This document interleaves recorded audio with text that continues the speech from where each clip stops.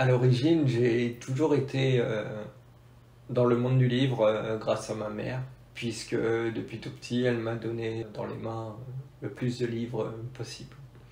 Et bien plus tard, à un moment de ma vie, je me suis dit, Sylvain, mais qu'est-ce que tu aimes faire? J'aime lire, j'aime écrire.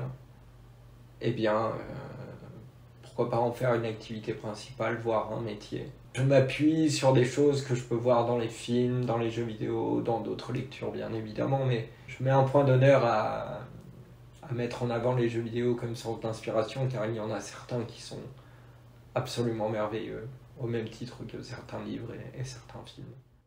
J'ai toujours un petit peu de mal à définir ce qui m'inspire, car je considère que tout est inspirant si on le prend avec le bon esprit. Mais voilà, des fois ça prévient pas l'inspiration. Hein. Quand ça vient, ça vient.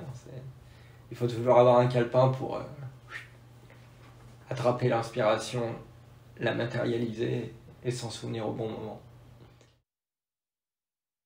J'avais pas de projet particulier d'édition, je le faisais avant tout pour moi et ensuite pour partager ça avec mes proches.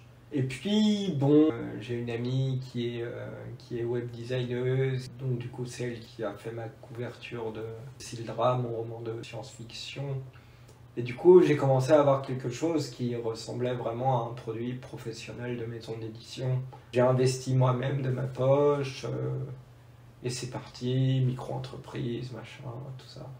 J'ai démarché un petit peu moi-même certains libraires.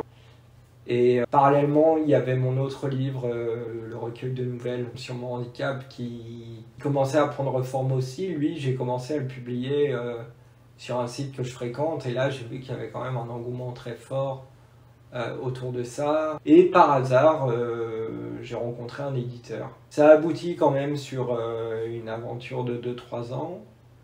Ça m'a permis de découvrir les salons du livre, événementiels vraiment importants, ça m'a quand même permis d'être au contact des gens, de vraiment découvrir cet univers-là. Et en même temps, je ne suis pas tombé sur quelqu'un de très professionnel, du coup j'en suis sorti avec beaucoup de blessures morales.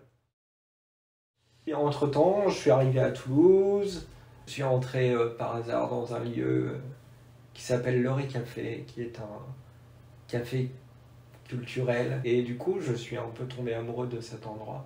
J'y passe beaucoup de temps. Les gens qui tiennent le lieu sont devenus des amis.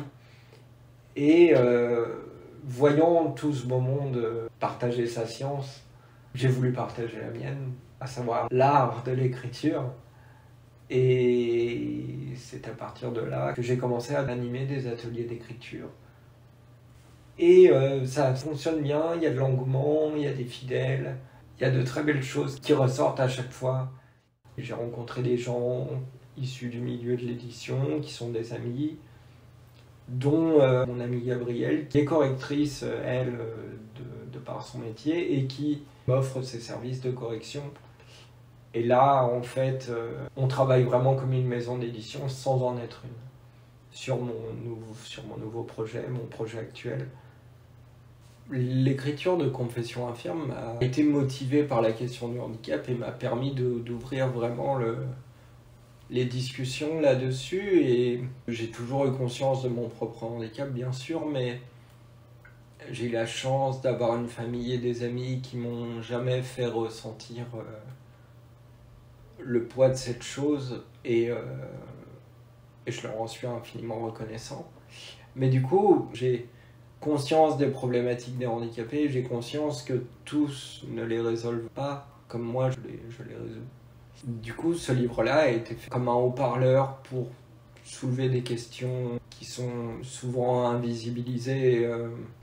C'est d'ailleurs pour ça que je suis venu à Toulouse, parce que contrairement à Paris, Toulouse est autrement plus accessible, et j'avais besoin d'une ville qui me permette de ne pas rester dans mon coin à écrire chez moi, ce qui est très bien, mais c'est bien d'avoir la possibilité de sortir aussi sans se demander si ça va être possible, si on va pas se retrouver dans des situations que je décris dans mon livre d'ailleurs.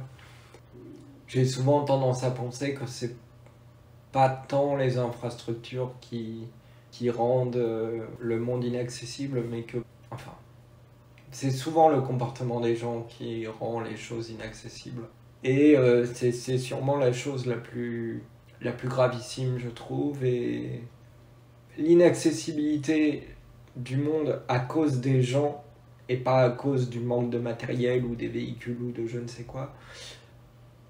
Mais ça, ne serait-ce que mentalement, ça rend violent. En fait, on a vraiment envie de coller des baffes. Bon, bah heureusement pour les gens, je peux pas me lever et les soulever, mais c'est pas l'envie qui manque parfois. Donc, du coup, je canalise cette violence et je la mets dans mon écriture et l'énergie négative qui m'est envoyée par tous ces gens qui ne me respectent pas en tant qu'handicapé, j'essaye d'en faire quelque chose de plus construit que ce genre de comportement. Mais bon, je me console, tous ces gens-là finiront par vieillir et subir le handicap d'une façon ou d'une autre. Ça vous cueille toujours. Sauf si vous mourrez avant, mais bon, là, c'est encore une autre question. Voilà. Mais, ouais. Le handicap est difficile à vivre à cause des autres et pas seulement à cause de sa condition première. C'est la conclusion. Triste, mais réelle.